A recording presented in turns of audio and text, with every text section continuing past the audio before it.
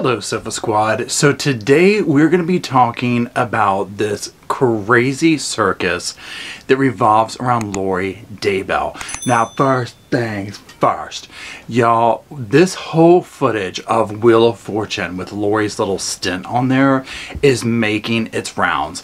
And I was like, okay, let me go see what's the hype about. And I watched it and I was like, oh my god, I got a few things to say, so let's go ahead and start dishing. Now y'all, we're gonna call it her performance on Wheel of Fortune because I feel like it was just that. I mean, to be quite honest, I feel like her hair walked out on the damn set 5 minutes before she did. Hell, Pat Sajak almost had to damn introduce himself just to the highlights alone. Now speaking of, in the little, conversation that Pat Sajak has with her, she's very confident about her abilities to do hair. She considers herself the best in Austin. And I mean, I'm gonna go ahead and say I just felt like she was a little bit giddy with Pat, but who isn't? Now what's disturbing and creepy and foreshadowing is when she's all like, I have a lovely husband Joseph at home and 2 beautiful children, Colby and Tylee, and you're just like, oh my god, if you could only go back in time. And then it's also like, what happened? Now I will have to admit, Lori did excel at the game Wheel of Fortune. She was especially good in topics such as end of times, things zombies might do when bored, and possible outcomes for psycho mothers left to their own devices. Now y'all, while she did walk away with 17 grand on that show, which I was just like, how does this woman do this stuff? She is like everywhere, okay? She even won $17,000 on Wheel of Fortune. I'm like, oh my god. But y'all, if she had won a damn trip to Hawaii on there, I would have been like, I'm done. I'm finished. I can't take any more of life. I am checking out. Now, the one thing that was clear to me on this whole little thing is that Lori never had any alone time with Vanna White. And you want to know how I can tell? Well, I'm going to tell you right now. Because if she had, Vanna White wouldn't be up there spinning the damn wheels on that stage anymore. I can tell you that much.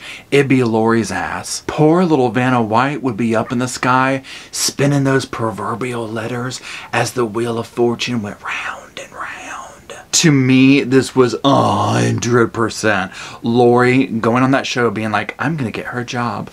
I'm gonna get her job. I can get up there and spin those vowels. I can spin those vowels. She is probably still sitting in jail, shocked that she couldn't work Pat Sajak over.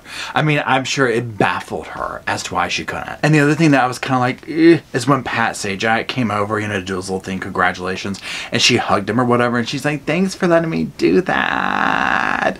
And I was just like, because it's just knowing what we know now, I'm like, woo, Pat, you dodged a bullet. But now speaking of, videotape footage making its rounds, the Alex Cox body cam footage from the day the police went over there, they found him, has made its way around. And I'm just like, oh my god. Now, I put a link to a video by a friend of mine in the description if you want to watch the actual footage and go over the whole thing or whatever. And also Justin Lum covers this. You can check his stuff out. Probably a lot of you are already following these people. But I watched it and I was just like, yeah, this kind of confirms a lot of stuff. Now, here's the thing.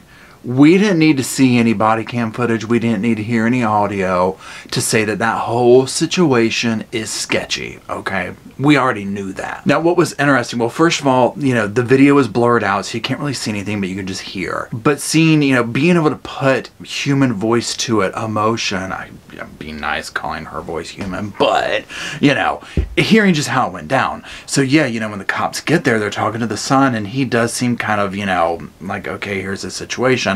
But I understand there's a couple of things going on over there with him, so that doesn't really strike me as anything. But he confirms, yep, I found him about 15 minutes ago, and he's talking about the whole scenario, of, look, I found him like this. I just couldn't, do that whole mouth-to-mouth thing. And I get it. Now, one thing that was interesting is when Zulema tells the officers, she's like, yeah, Alex doesn't use alcohol or any other substances that are, illegal. She also talks about him being short of breath and, having trouble going upstairs and things like that recently. And then she also says the whole thing about him not seeing a doctor on a regular basis as well. So put aside all their weirdness. At first it's like, okay, where's this going? But then when the officer is like, can we get a wallet? Can we get an ID? Let's get this going on. And that's the moment that Zulema decides to get emotional over the situation. Now, I find the timing of her emotional breakdown very convenient, that they were getting ready to, positively identify who this random man is. Now, we also hear her talking about that whole thing of, he wasn't feeling well, and he was on the phone getting a blessing from a friend. Now, of course, we know at this point that was Chad Daybell giving the blessing, and clearly it didn't take. Now, she also says, said friend called me and said Alex isn't well, he's on the floor, you need to go check on him. And this spins this whole thing, going. So already you just start seeing this whole situation just being very weird. Now, another thing that's interesting during all of this is you hear the officers talking to each other about, they're already working a case on this guy, like he's already on the map. And so I just find it very hard to believe that Zulema would not know, not that she doesn't know that they're investigating him, but that she has some working knowledge of all of the trifling BS that was going on. And so I just feel like, well, no wonder she doesn't want to sit here and say, oh, that's Alex Cox. That is Lori Daybell's brother. Of course she's not going to want to. Of course she's going to want to fake cry and do all this stuff, whatever. So the whole thing is just completely shady in that way. And that ain't even getting into, the question of, do we think she actively had something to do with that situation of what was going on with Alex? Now, the most shadiest part of this whole thing, if you can even designate one part as the most shadiest, is when the sergeant is on the phone with her, she's on the phone with the sergeant, whatever, and he's basically like, look, what, I'm all up in the house right now, and, we're doing a search warrant, and, this is just kind of how it's going to go. And then she questions this, and the very fact that she's questioning it, and then she tries to use her children as excuses, and she's like, look, you're really, triggering them and yada yada. And I love that the sergeant was just like, well, they can go, they don't have to stay here, but if they stay here, they're not going to walk around the house, but if they're upset, nobody's keeping them here. And he was very professional about the situation, and clearly, she's very nervous about this, and she even goes as far as when he says, to answer her question, why do you want a search warrant for my home, like what's going on? And he's like, in case you didn't notice, some major ish went down today at your house. Doesn't happen every day around the family living room, and we got to investigate that and finish the investigation out to figure out why that happened. So once he tells her all that stuff about what took place in the house, it's like, look, we got to get to the bottom of this kind of a thing. And she's like, well, why are you saying that someone passed in the house? Because, that didn't happen at the house. He wasn't pronounced at the house. That happened at the hospital. And I'm just like, are you kidding me? You are honestly trying to dot your I's and cross your T's about something like that right after that took place. And you're concerned about that. I don't need to hear anything else. Don't get me on that jury, because I tell you what, I'd be a tainted juror. I'm just not buying it, and I'm sure the police weren't at that point either, and I'm sure they were like, look, you know what, there's investigations into all of you shady people, and we ain't leaving till we get to the bottom of this, because this is just too coincidental. So, to end her little conversation, she's talking to her children or whatever, and she's like, I wanted to say goodbye, but they took him away from me. I guess I'll just leave.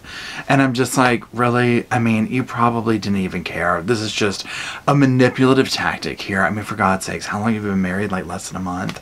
Hello. So, again, there wasn't anything that was like, oh my God, we didn't already see this in the stuff that had been released. But that being said, I just feel like there's way more going on there. There's way more involvement going on. Like, I feel this way about all these people, but I feel like she completely knew what was going on. And, I'm very curious to see what role she's going to play in all this when it goes to trial, and where she's going to come into the picture. So we will stand by and we shall see. Now, I appreciate you watching these videos and hanging out with me, and thank you for all of the condolences for my recent illness. I'm much better, as we can see. Anyways, thank y'all, Sofa Squad, every one of you, the watchers, the subscribers, the Patreons, the members, everyone who makes the squad possible. Thank you very much. If you want to see any more stuff by me, just click the stuff popping up. Thank you very much, and I'll talk to you soon.